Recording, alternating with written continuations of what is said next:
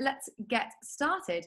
Good evening, everybody. I'm sure that by now you all know who I am. My name is Tori, and I am one half of the Stay at Home Choir. Jamie will be popping in to check that you're not all misbehaving later on, but you're a very well-behaved bunch. Certainly much more well-behaved than the upper voices. So I'm looking forward to a lovely, serene lower voices rehearsal today. Now we are very lucky this afternoon / evening / morning, wherever you are, to be joined by Euan Williamson, who is tenor 2 in Voces 8. And Euan, you should be able to unmute yourself, as I think you have special privileges. Amazing. Yes, Euan is a second tenor in Voces 8, and we are also joined by several Voces 8 scholars, both from the UK and from the US. So I'm going to hand over to Euan to introduce them. Yeah. Hi everyone, very good to see you all. Coming to you from London today, where it's actually been quite warm. We're having a bit of late summer heat here. It's been quite nice. So yeah, I think we'll get going with a bit of a warm up in a little while, but I just want to introduce you to our US scholars that we've got here today. I think we're going to start with Christopher. Do you prefer Chris or Christopher? Just so I can check as well. Christopher is great. Fantastic. Yeah, so this is, for those of you that don't know, this is also among the first times I'm seeing a few of these faces, given how we can't travel at the moment. But yeah, so I'll just pass to Christopher and he'll let you know a little bit about himself. Yeah, so I'm Christopher Short. I am in North Carolina over in the US, so it's afternoon and quite warm here as well.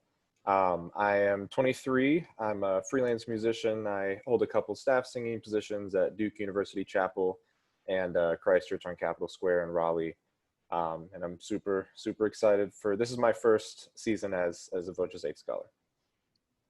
Fantastic. And I think if we pass over to Matthew now, is that okay?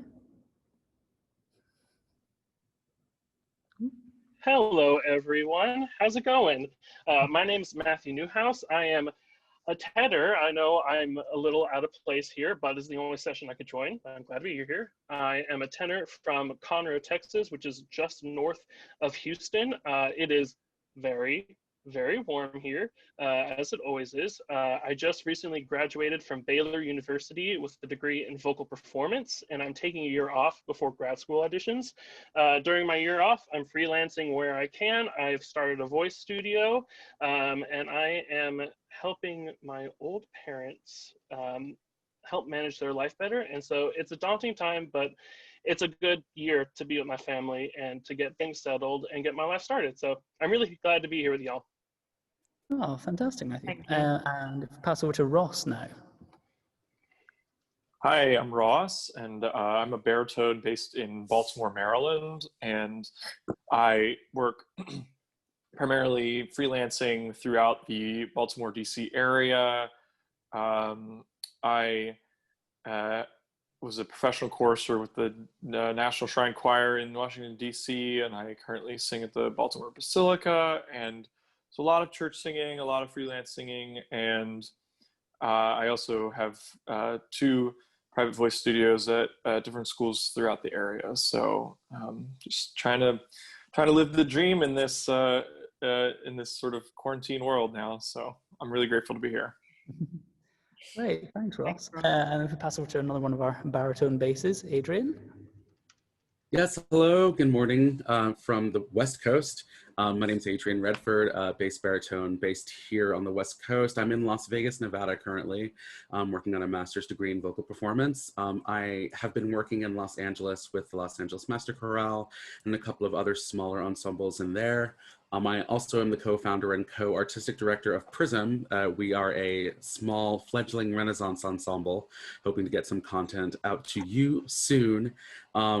As of late, I've just been studying, doing a bunch of virtual stuff. I'm a returning scholar and very excited to be dealing with that. And I'm also playing full-time dog dad. And my daughter is on the other side of this door being very fussy. So I'm gonna be muted for just about all of this time. But it's a pleasure to meet you all, thanks. Yeah, and I think we also have one of our sopranos in today as well. Alyssa, are you there? Yes, hello everyone. I am based in Lancaster, Pennsylvania, which is close to Philadelphia.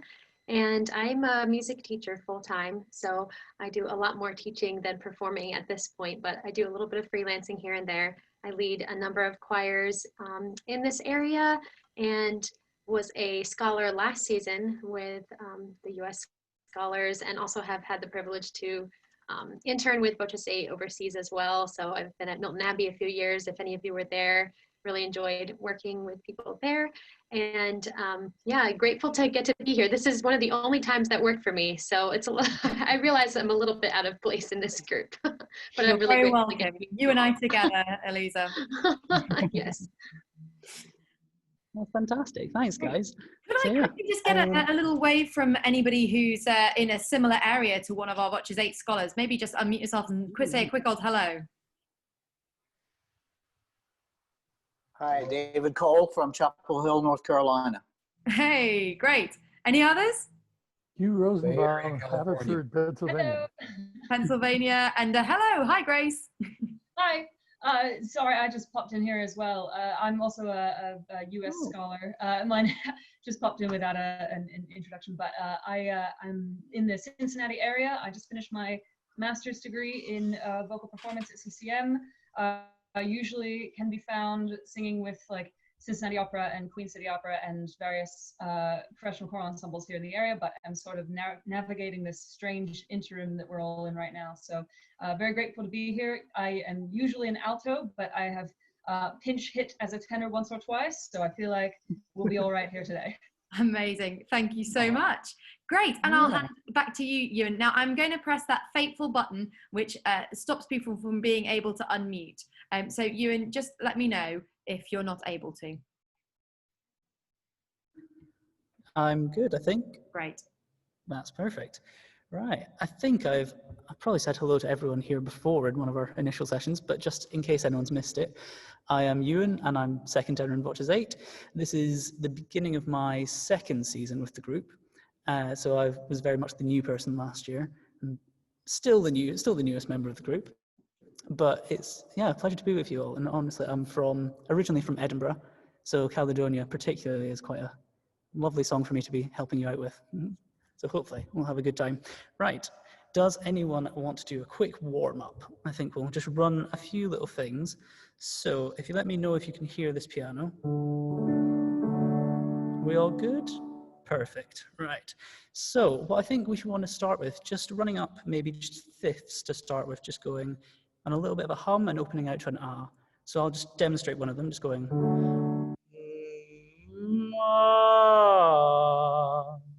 And we'll keep moving up the keyboard as we go. So we'll start with me.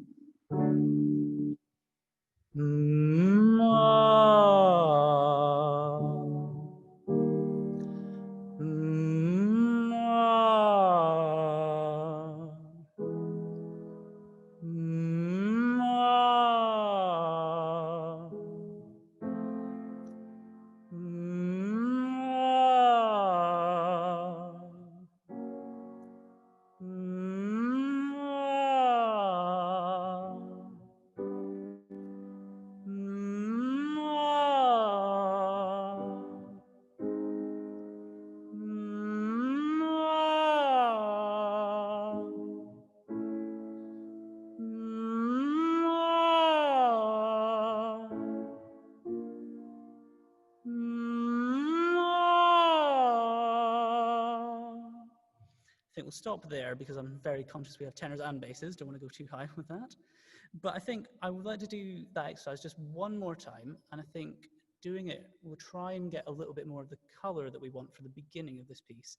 So we're going to do quite a quiet hum and then try and open out to an ah that is almost at the same level as that hum. So I'll demonstrate just quickly on the D major chord again.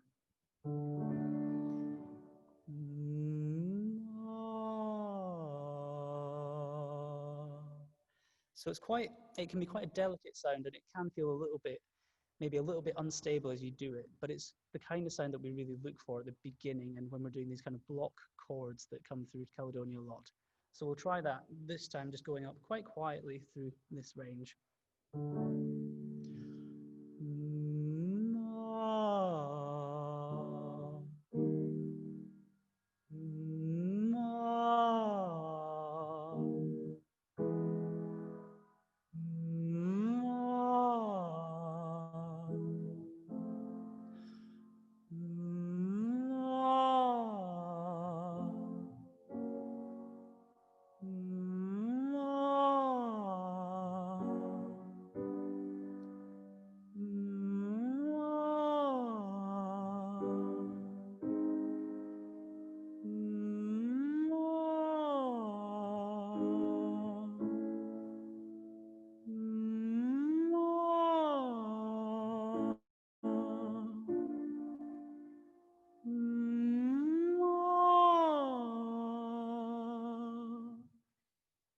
hope everyone found that quite comfortable to do. I think especially as you get towards some of the higher notes that we were doing there, it becomes a little bit more difficult moving into a higher part of your voice to keep it quite soft and warm, more than just being really present.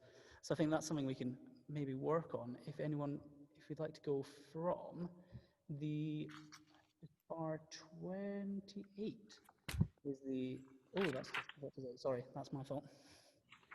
We want to go from the bar 17, where we all come in.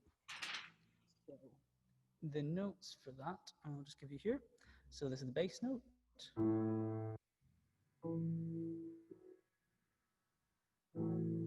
So those are bass and tenor notes. So I'll sing along. I'll probably sing along on the tenor 1 line, just so everyone knows. So I'll give you 3 and in 1, 2, 3.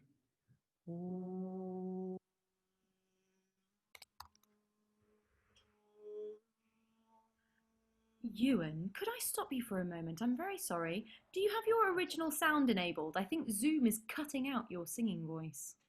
Oh, I apologise. No, that's all right. We'd love to be able to hear you, though, so it might be worth just having a little look at that.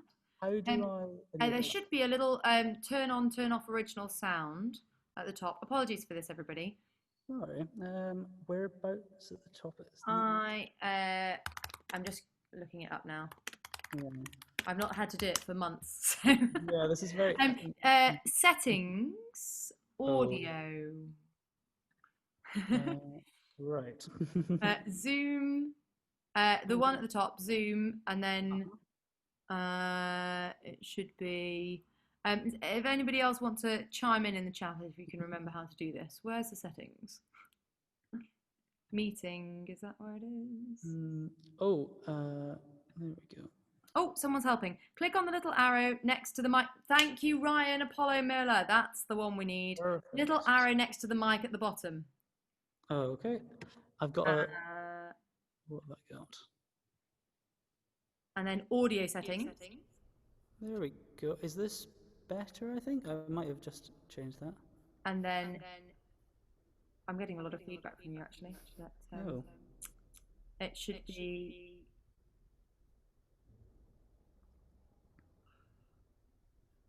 Have you found it? No, I'm having a little bit of trouble. Top left-hand corner of the screen. Audio settings, option... Audio settings? I'm just Googling it now. No. Audio tab, advanced, enable original sound from microphone is what we're looking for. Upper left-hand corner on a Mac. So, yes, apparently, are you on a Mac, Euan? Yes, I am. There should be something in the upper left-hand corner. If there isn't, then we go to audio settings. Okay. Advanced. If we can, if I can, I'm just following it myself and seeing if I can see it. I can't see advanced. Audio settings. Advanced. Got it. The third one down. Audio settings with the little headphones. Sorry, everyone. Advanced is in the bottom right-hand corner of that. Yep. And then show in meeting option to enable original sound. Perfect. Fabulous. Click that, and then you should get something in the top left-hand corner of your screen. Turn on original sound. Yes, I've currently got turn off original sound. Well, that means it will be on. So that's on now. Fine now. Right. Off we go. Sorry. Thanks, Euan. That was a shame. So that was that just at bar 17? You couldn't hear me? We were starting at bar 17, quite. Perfect. Thank you. That's fine. So I think just to recap what we're going for here after that quick technical interlude, we're just trying to manage this transition from the O into the U and continuing our sound in a very soft but warm way, which can be quite a challenge and can feel a little bit delicate across your vocal cords potentially. It can feel a little unstable. We're going to try our best and see what comes out. So, bar 17, here's the bass note, tenor 2, and tenor 1. I'll give you 3 and then we're in. 1, 2, 3.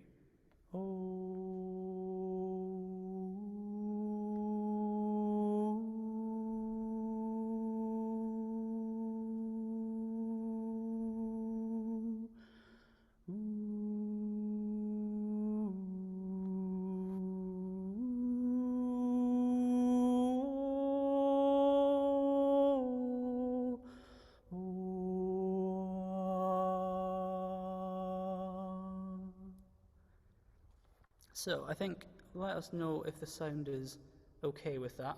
I think I saw maybe a message that I was still a little quiet, but I don't know if that's... No, it's absolutely fine, Euan. Perfect. Right. So what we got to at the end there, just moving from bar 24 into 25, we have this little transition going from the oo to the o to the ah. And I think that's one thing that I've always found quite challenging when we perform this piece regularly, is trying to keep the kind of soft, kind of airy sound even on an ah, when sometimes you might be coming to the end of a breath. So I think what we're really going for is just as much air through it as possible. And if you've already had a session with Johnny, so I'm sure he's talked to you about the pyramid of sound idea. So we want to be remembering that we are the foundation of this sound, and we want to be quite present, but at the same time remembering the kind of tone of the piece at this point. So we'll just have another quick go. If we go from bar 22 this time, and then we'll try these vowel transitions. So here is the bass note, tenor 2, and tenor 1. And I'll give you 3 again. 1, 2, 3.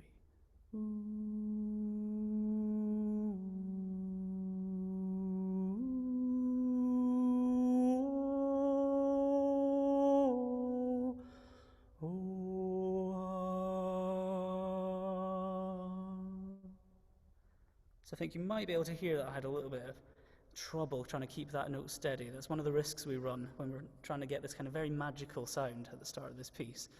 But I think, obviously, because we're all recording this at home, we have as many chances as possible to get a nice magical sound on this. So that's something you can really go for when you're trying to record this. And I think one other bit that I really wanted to talk about before we do any just general runs of it, we're going to go to actually just this last chorus. So we've gone through a lot of the transitions, all of the key transitions that we go through, and now we're now into this hymn-like section at the end, and we're in D major for this. Just playing that so I can get my own head around what we're doing. This is bar 98 for everyone. And I think what we want to work on here is particularly, I imagine you'll have done a lot of this as well, but the language and the way that we express the language at this point particularly. I think it's often quite tempting when we're choral singers to try and overpronounce everything to make sure that we're very clear with the words. But here we're trying to actually not really emphasize that much. We're just trying to keep a very smooth line running through. And one thing that particularly as tenors and basses that we can do, where we're quite fortunate, is that we have the sopranos and the altos who will always be a little more present in the sound than us. So normally in Voces 8, when we have a section like this, where everyone is singing the same words and the same rhythm, we generally leave a lot of any of the pronunciation that needs to happen gets left to Andrea, so that you get the words coming out very clearly, and then you just get this bed of sound and harmony underneath. So I think if we try this, I'm just going to try this once for the line, just running through it as the vowel sounds rather than with any of the consonants in there. So I'll just give you your notes here. So the bass note here, and tenor note. I'll give you 3 in again. 1, 2, 3.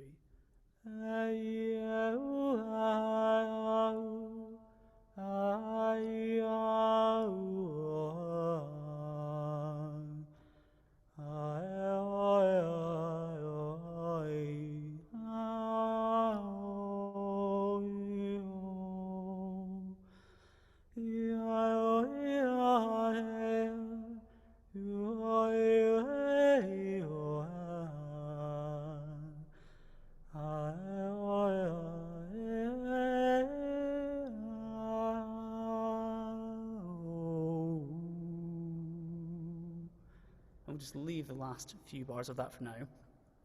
So I think hopefully what you find doing this is that you can get a lot of the line coming through, and then what you would normally suggest, what I think Andrea would suggest for sopranos, is to add in these consonants as just little points along one continuous line. But for us especially, I think we can afford to even not pronounce particularly many of these. So having just done I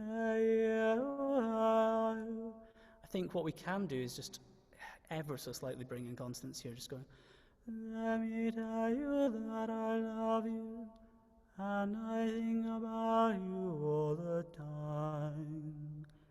So it's rather it sounds a little strange when you're on your own, and especially I can imagine everyone sitting there in front of their computers, it'll sound a little bit strange to you. But it is the kind of thing that really reinforces the bed of sound that we have going on here in the harmony.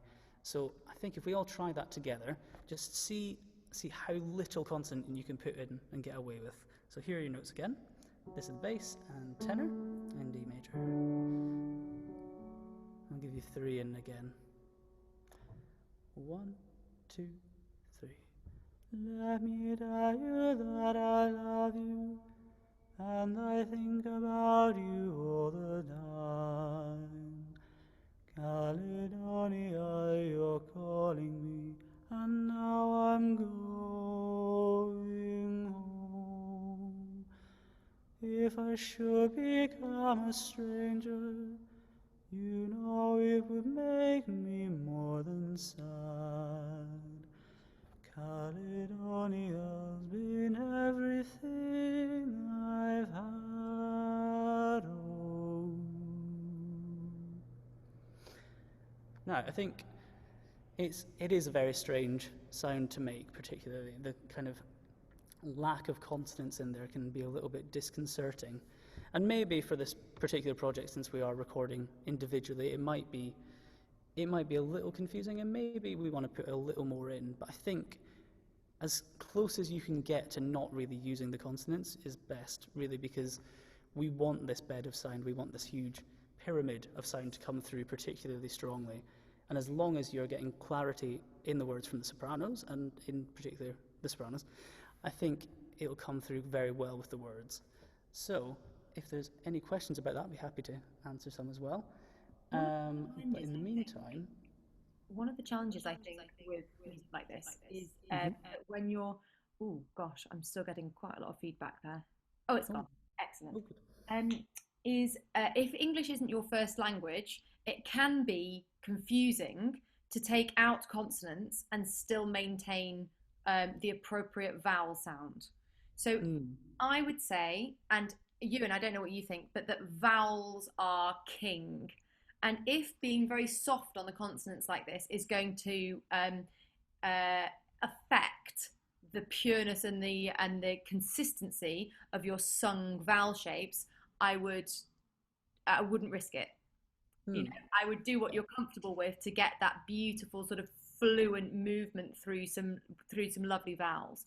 However, if you're really confident, you're like, yes, I want to give it a go. The idea is basically that if you ever use the blur tool on paint, where you've got a nice sharp edge and then you just go and it just makes it all a little bit more impressionistic, and just gives it an even greater sense of legato. You know, we're not asking you to sing the whole thing like you've got a Godstopper in your mouth.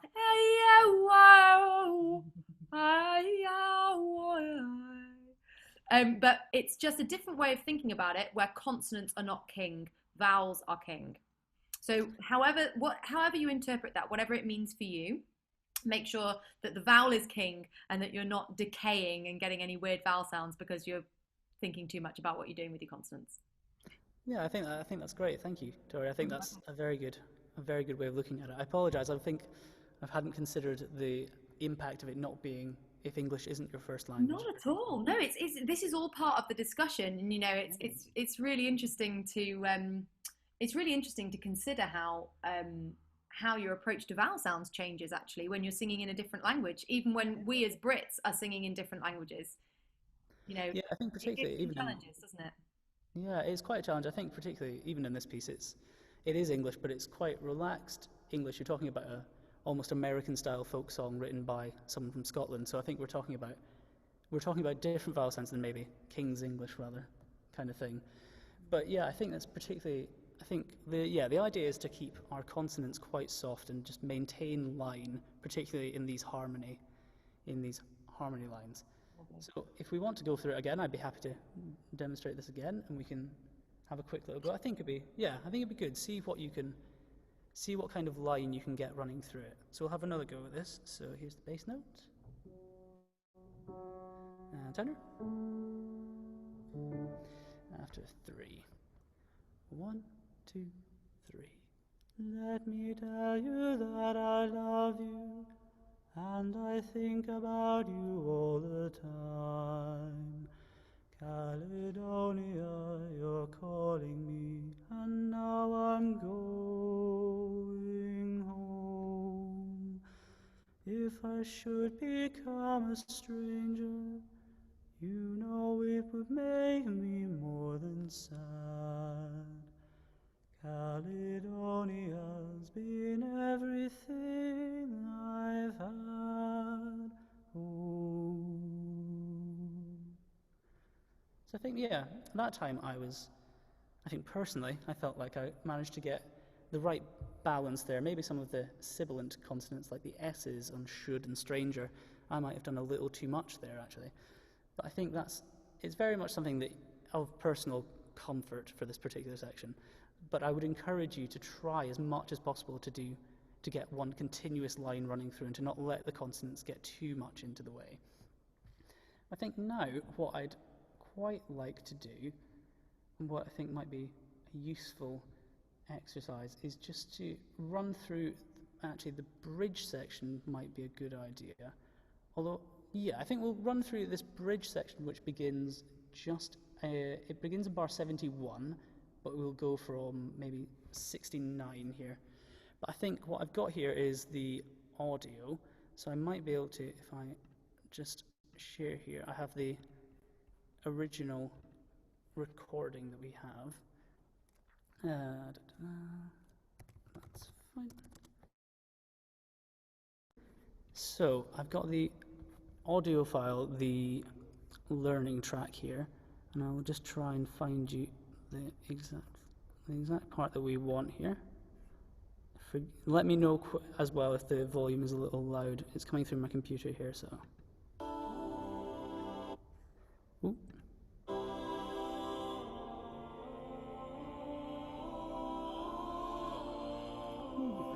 Can everyone hear that okay?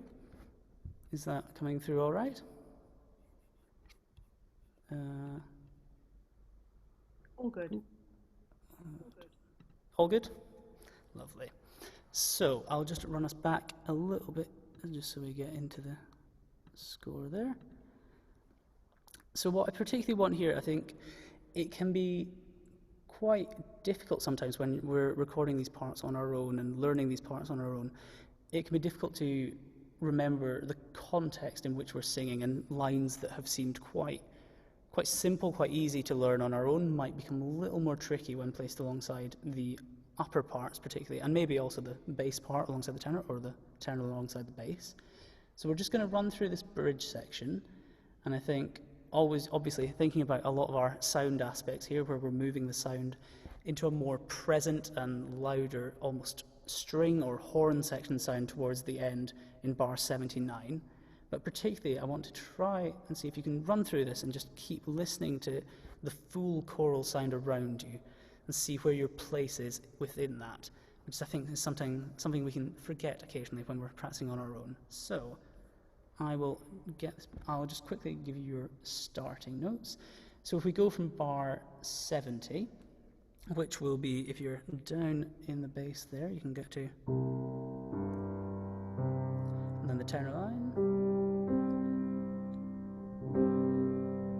So if we remember those notes, that is going to be our bar 70. So we'll sing from there, and we'll try and run through. And I just think if we go through and listen as much as we can to the upper parts in this recording, and see if we can notice anything particularly about where we sit within the structure.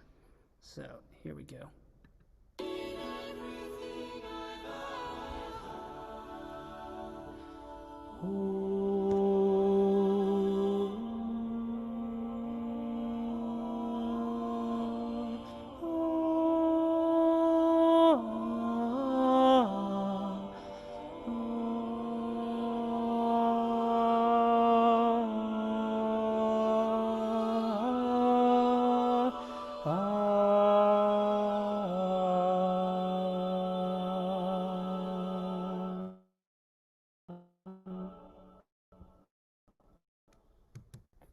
So, somehow lost my Zoom screen here. There we go.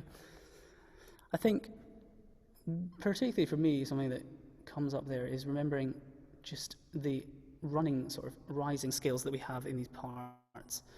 So I think those are really the key bits, and particularly for myself as a second tenor, and here we've got for the bass part particularly as well, we spend a lot of time just singing our held notes there. And I think one thing that really helps with this section to keep the momentum and keep the feeling of it going is to listen to these rising figures. For example, the tenor ones going.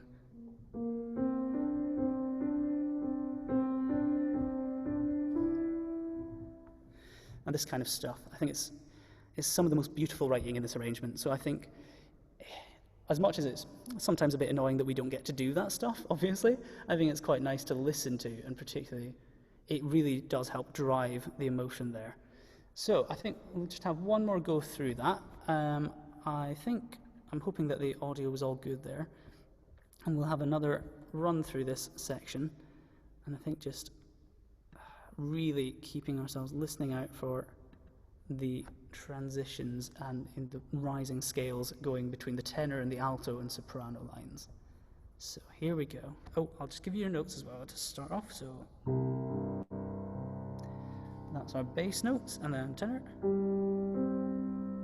So starting singing at bar 70 again. Here we go.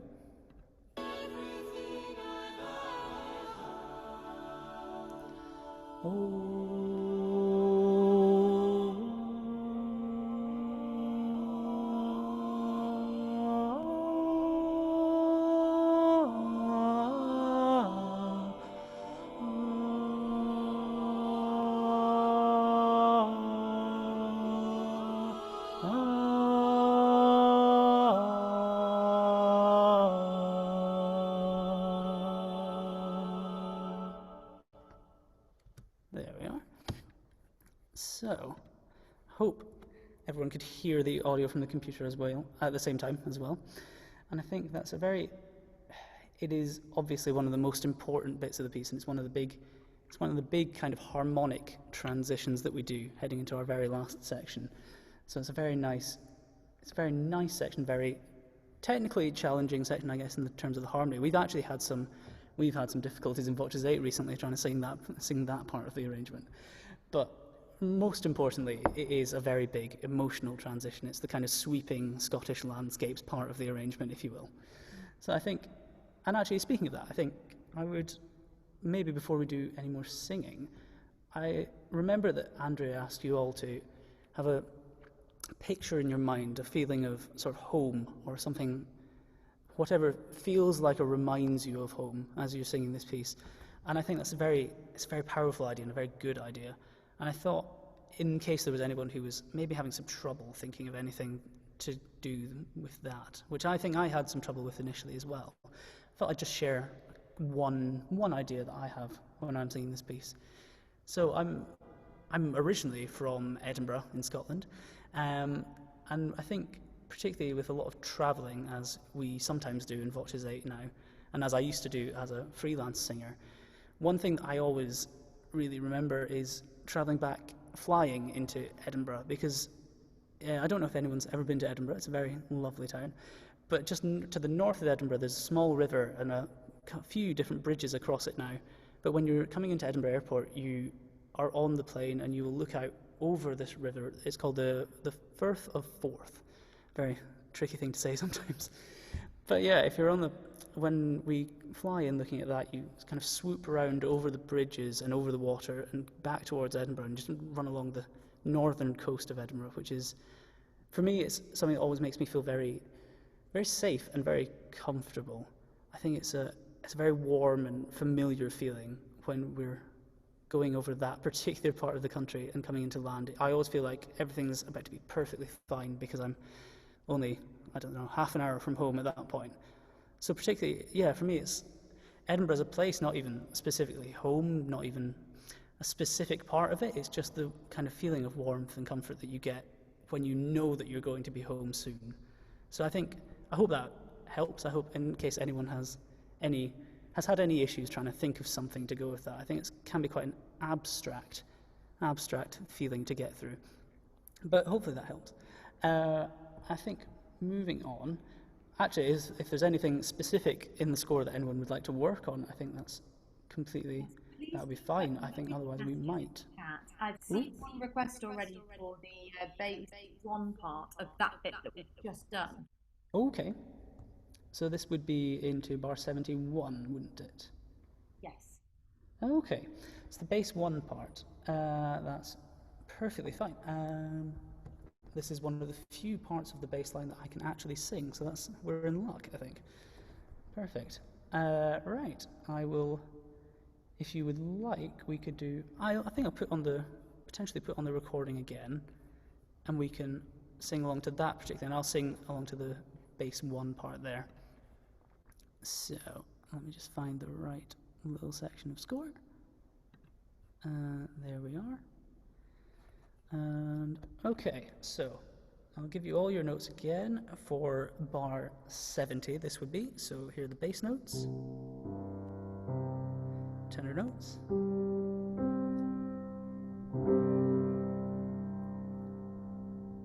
and I will do my best here to sing along with the bass one part. I might play it on the piano as well, just to give myself some support here.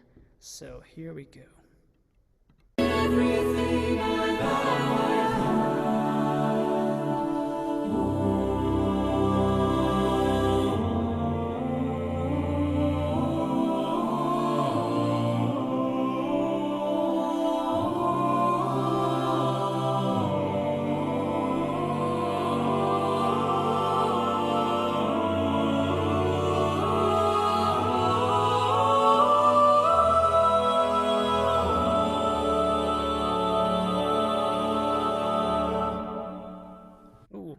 we ran into a little bit of difficulty when we got slightly out of my range at the end of that, but I'll just give you those.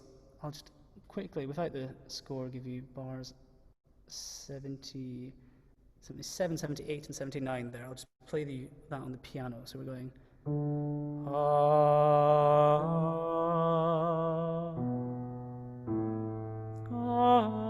That's up the octave. I apologize. It's a little bit outside of where I can go.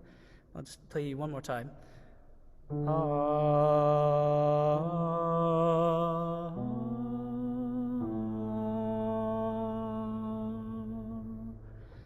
think that's fine. I think if that was useful, I think particularly bar 71 into 72 could be quite tricky, just going from the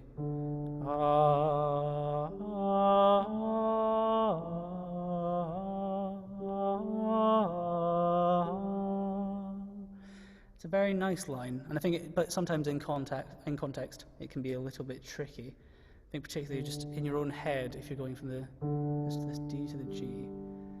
This is back to my university days. This is having in your head for this particular little shift of notes, just amazing grace. So just going, amazing grace. So that little interval there sometimes can help just have this completely different tune, but using that as a kind of memory exercise for you on that note. So I think we'll run through it one more time, and I'll try and be a little bit more clear for you there. So here we go. Here are the bass notes. Without the recorded track, it would be really nice to just hear you and the piano singing through that bit. Yeah, of course. I'll just give I'm afraid my piano skills aren't up to much, so I will. No, I just mean the computer sound was unfortunately drowning your line out a little, so it would be. Oh, of course. That is, yes. Thank you. I was a little worried about that, but I will, yeah, of course. So if everyone else wants to sing along at the same time, that'd be great. I'll give you your notes. Here we go. So we'll go from bar 70. That's the bass one note for me. So after 3, 1, 2, 3.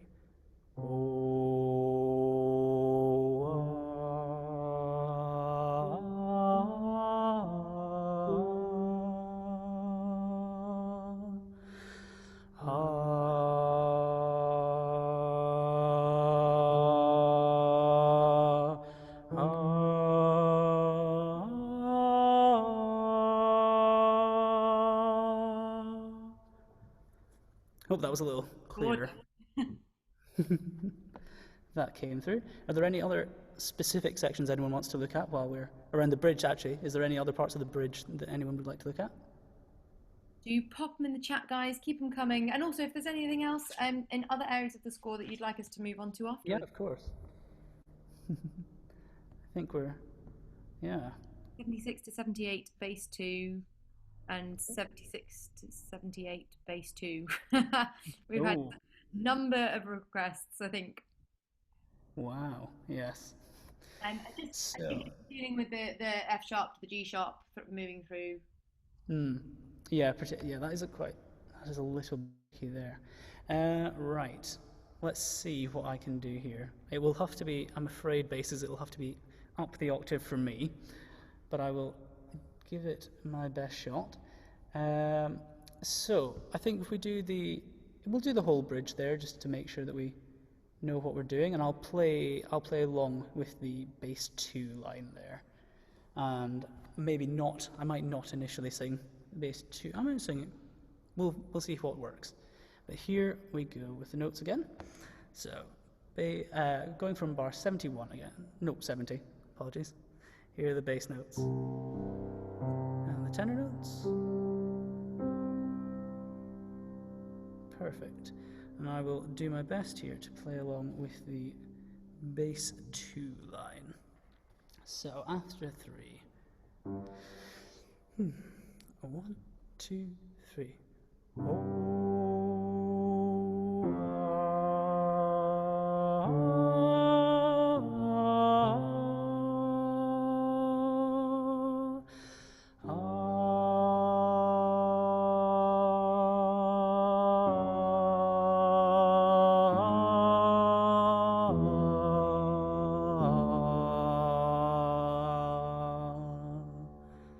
And if you can sing that at the correct bass pitch, I'm very impressed with you, because I am not.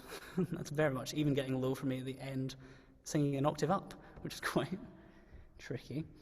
So I think, particularly looking at this F sharp to G sharp, what we need to, if you think about where we are, maybe if it helps you to think about chords, we can think about where we are sitting here, where we're in a little bit of a D major note here, where the bass note will come as the third of the chord, so.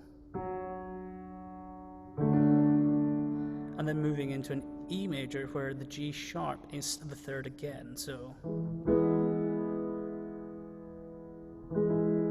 Which is, it's maybe not even a technical thing. I think the different parts of a chord, you can feel the sort of different relationships that they have to the key. So maybe focusing on the harmony underneath can be useful there. I'm not quite sure, just going from the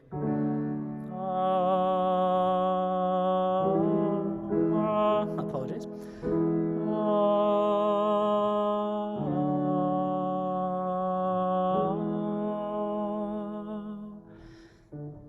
Maybe that could be useful, but I think it is a little tricky, and it's also sitting obviously in a very low part of your voice, so hopefully those kind of thinking about it in a chordal way might be able to help a little bit. What other parts? I've seen a few bits of the bridge coming in for specific requests. I don't know which ones we could do. Where are we?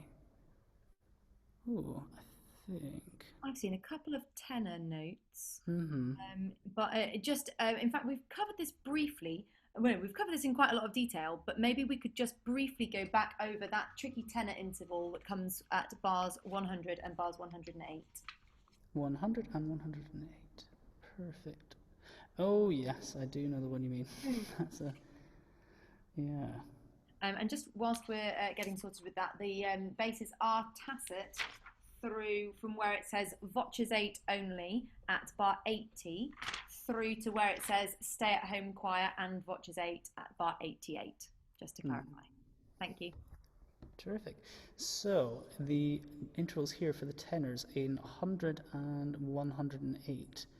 I take it we're going into our F sharp D, so getting into these bits I take it is it's quite a challenging little bit. I think we'll start with the simpler part of that, which is 100. So I think even if we can run the last chorus again as well. It's always nice to have a bit of practice, everyone singing together and hearing it. So here are the notes for the basses, the tenors, And we'll go from bar 98 into the hymn-like section and sing together. And I will play along on the piano here for the tenors. So after 3, 1, 2, 3. Let me tell you that I love you, and I think about you all the time. Caledonia, you're calling me, and now I'm going home. If I should become a stranger, you know it would make me more than sad. Caledonia's been everything I've had. Oh. So we'll do 108 in isolation as well, because it's a very tricky little moment there. So here we are for the tenors, and this is their notes. There we go, and the bass notes down here.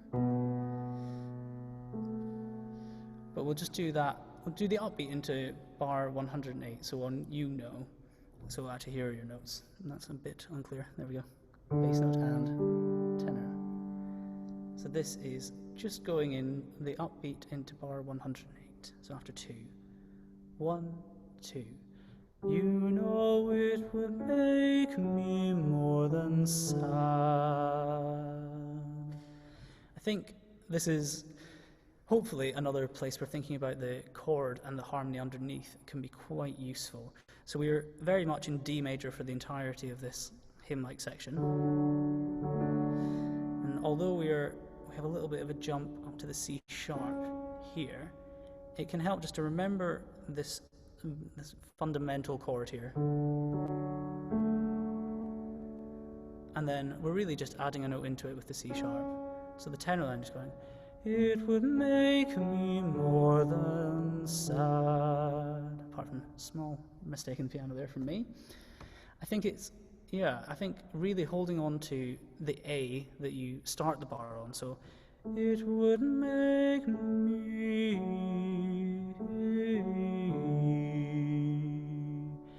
it would make me more than sad.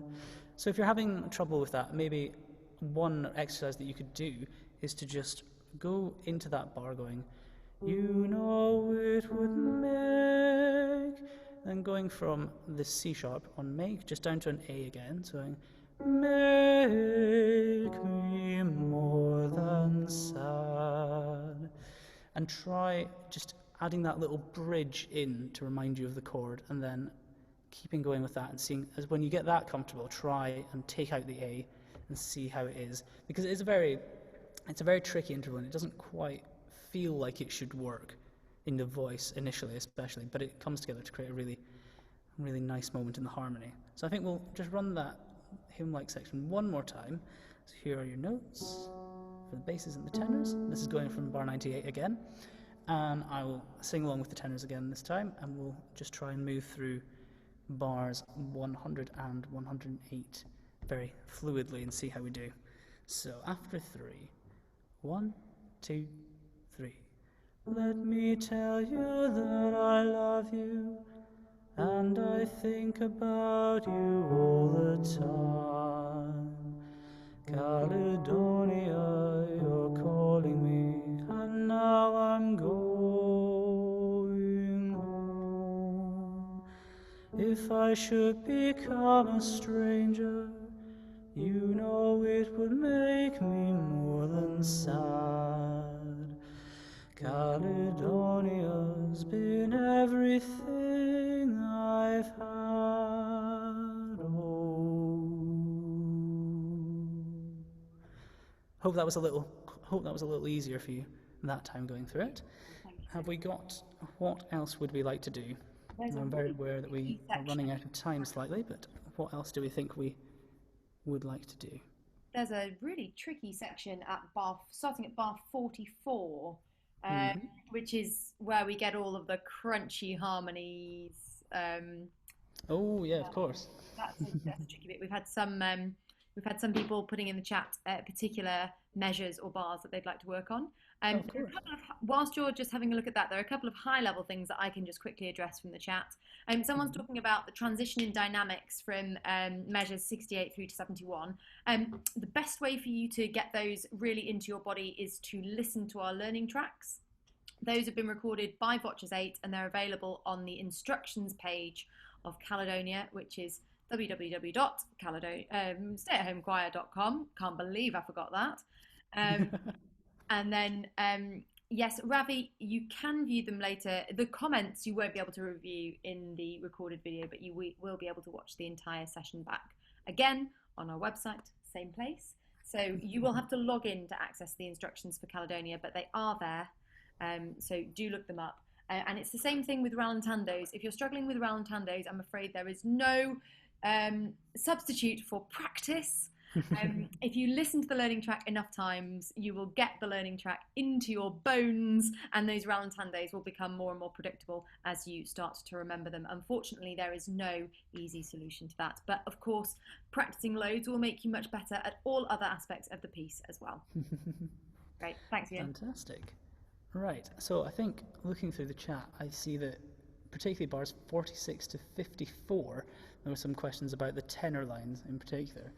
So I think what we'll do to start with, I think we'll just have one quick run with the track for context, and I will sing along here to the tenor 1 line, which I think is one of the trickier parts. So I'll sing along to the tenor 1 part here. We're going to be going from bar 43. So here are your notes. We're in E major here, so our notes are bass here, that's bass 1, and then bass 2 coming in the next beat, and then tenor on A and a B. So I'll just give you the audio here, and we'll run through this bit, and I will sing along with the tenor 1 line and try and play it as well on the piano as we go. Here we go.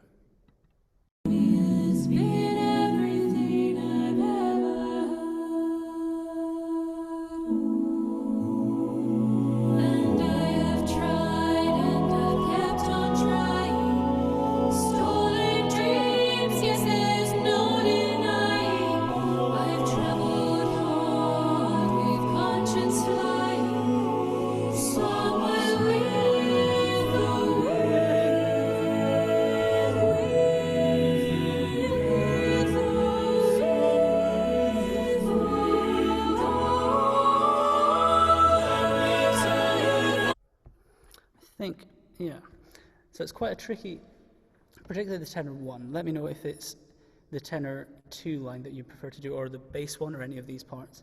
And I think we'll have another quick run for context just in a second, but I think particularly here we want to be looking at tenor 1 line and its moves in here, which are a little angular at some points.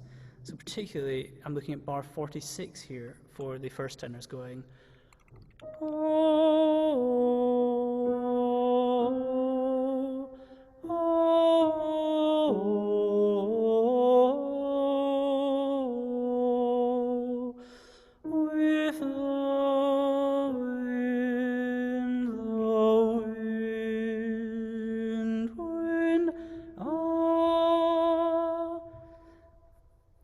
So it is a little bit angular there, but it is a very nice line on its own, particularly. This is one thing this is one time where practicing on your own, particularly without the context, can actually be quite nice. You can feel the little melody that you've got going on there. But we'll have another go through just for context here. It would be great to do it without the recorded track. Of course. Only because we can't hear you when we hear the track. It seems to be choosing one or the other, I'm afraid. Ah, perfect. That's unfortunate. So I will do my best here to sing along to the tenor 1 line, and we'll go through that. So give me 1 second. Going from bar 43 again. So here are the notes. Bass 2, coming in on the second beat. Bass 1 here, and tenor 2, and tenor 1. So I will do my best here to play along and to give you bar 43 for everyone. So after 3, 1, 2, 3.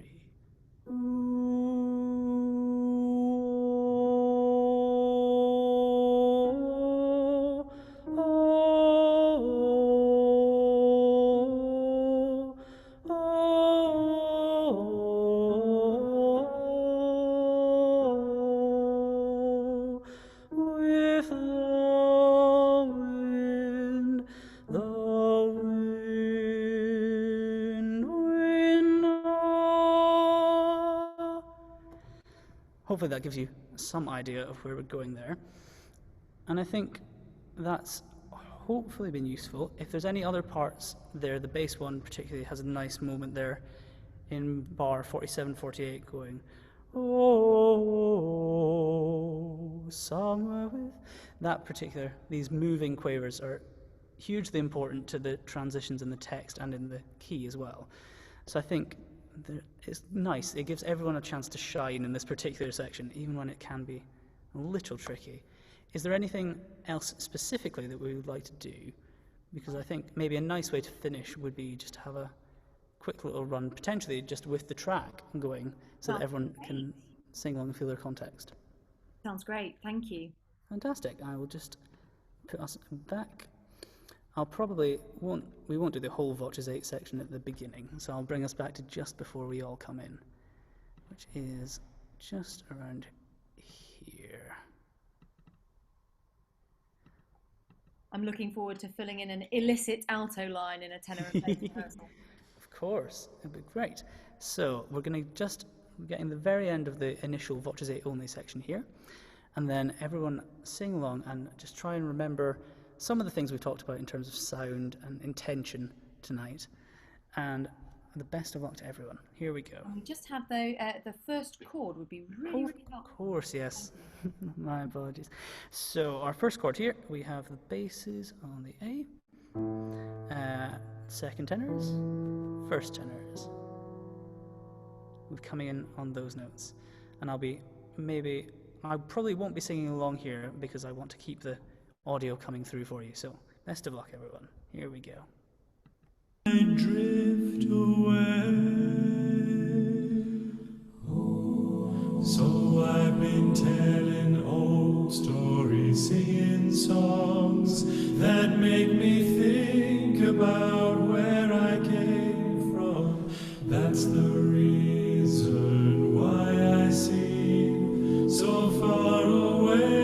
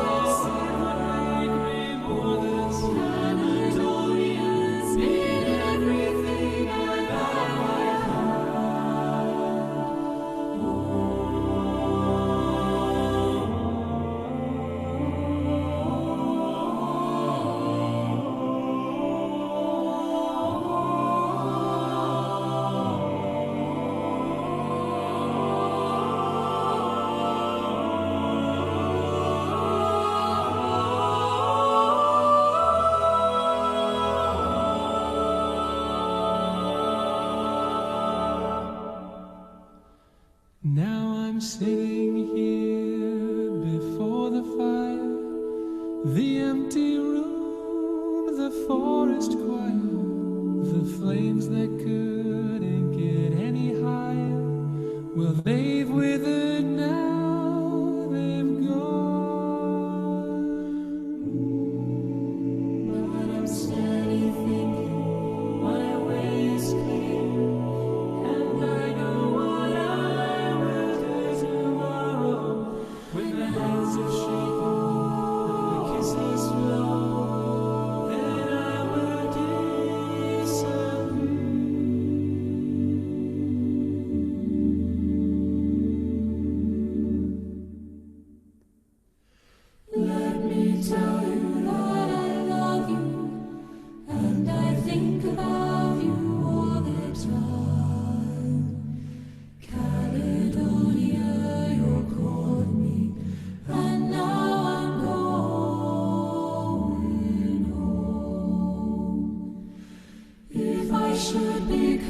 stranger, you know it would make me more than sad.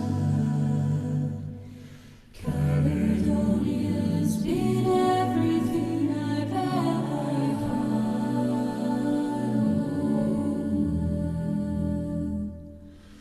Caledonia, you're calling me, and now I'm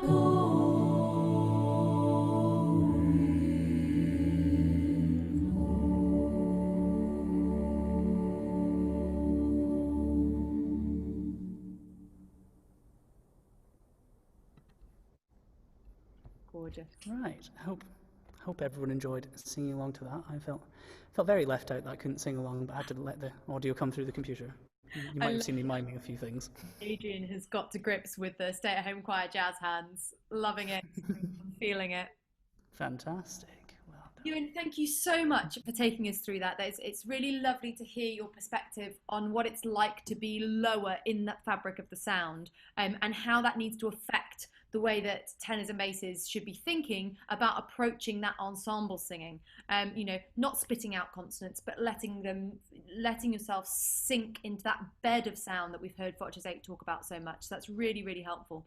And if you've got any further note queries, don't forget that drop-in lounges are your friends. You not only have access to myself and Jamie, but we're also going to have a scholars special this week, with several scholars from both the US and the UK joining us in the drop-in lounges. Now, you can bring anything to us in the drop-in lounges, even if it's, I've got a problem with bar 36, or, you know, what are your recommendations for dealing with vocal fatigue? Anything goes.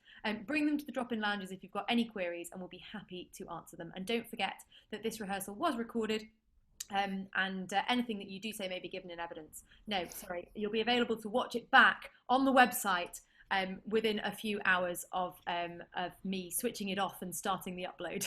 So there you go. In true stay-at-home choir fashion, please can we give a big round of jazz hand applause to Euan for leading us through such a lovely hour, and thank you for giving us your time and your beautiful voice. Oh, no problem. It was a pleasure to see you all. It's been great. I think we'll see you all in a week or so. I think we've got a full session with the rest of the group back, so it'll be good. That's the one. Great. I'm going to hit the button that allows you to unmute yourselves, and I will see you all in a drop-in or a session very soon. Thanks very much. Thank you. Bye. Thank you. Bye.